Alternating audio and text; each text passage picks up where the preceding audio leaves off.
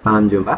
Pada tutorial kali ini kita akan membahas tentang penggunaan if bersarang atau nested if di dalam program bahasa C.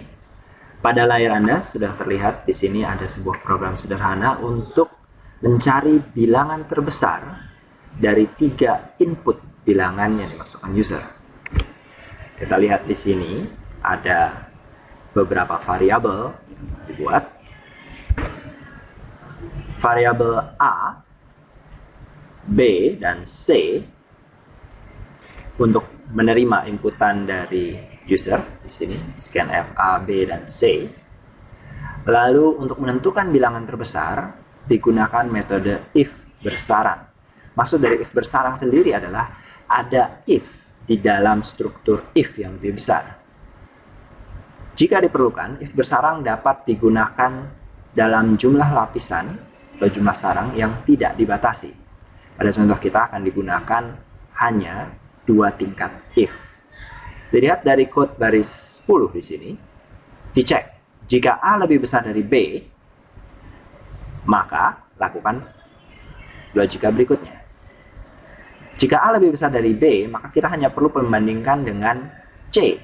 Apakah A juga lebih besar dari C? Jika A lebih besar dari B dan A lebih besar dari C, artinya A paling besar, maka kita akan mencetak A sebagai bilangan paling besar. Jika A lebih besar dari B, tapi ternyata A tidak lebih besar dari C, itu berarti C yang paling besar. Bagaimana jika A tidak lebih besar dari B?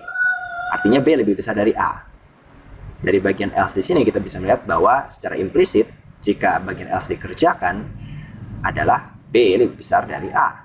Jika B lebih besar dari A, maka kita bandingkan apakah B juga lebih besar dari C. Jika lebih besar dari C, maka yang paling besar adalah B. Kita cetak B.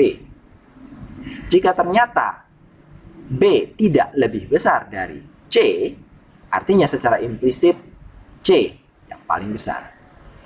Beginilah logika yang cukup simple untuk menentukan bilangan mana yang paling besar, A, B, atau C. Saya akan coba eksekusikan. Ini adalah input bilangan yang pertama. Bilangan pertama, misalnya saya input 3, bilangan kedua adalah 4, bilangan ketiga adalah 5. Bilangan terbesar adalah 5 karena angka 5 di sini didapatkan dari logika ini. Apakah A lebih besar daripada B? Apakah 3 lebih besar daripada 5? Jawabannya adalah tidak. Karena tidak, maka keseluruhan bagian ini tidak akan dikerjakan. Yang dikerjakan adalah bagian yang di sini. Kita cek, apakah B lebih besar daripada C?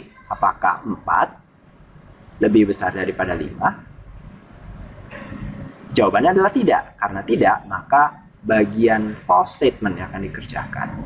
Print C. Kita coba dengan contoh yang lain. Saya akan eksekusi ulang.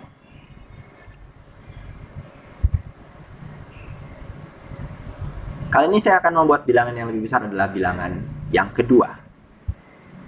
5, 7, 3. Kita lihat bahwa bilangan kedua, angka 7 adalah yang terbesar. Program tetap mengembalikan bilangan terbesar 7. Secara efektif menentukan bilangan yang terbesar di antara ketiga inputan. Kita lihat logikanya. Bilangan 1 adalah 5, bilangan 2 adalah 7. Apakah 5 lebih besar dari 7? Jawabannya adalah tidak. Sehingga seluruh bagian true statement tidak dikerjakan. Yang dikerjakan adalah bagian yang ini. Apakah 7 lebih besar dari 3? Ini betul. 7 lebih besar dari 3. Sehingga yang dikerjakan adalah bagian true statement yang ini. Dicetak B.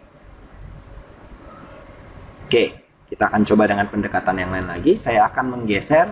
Saat ini yang paling besar akan saya letakkan di paling pertama.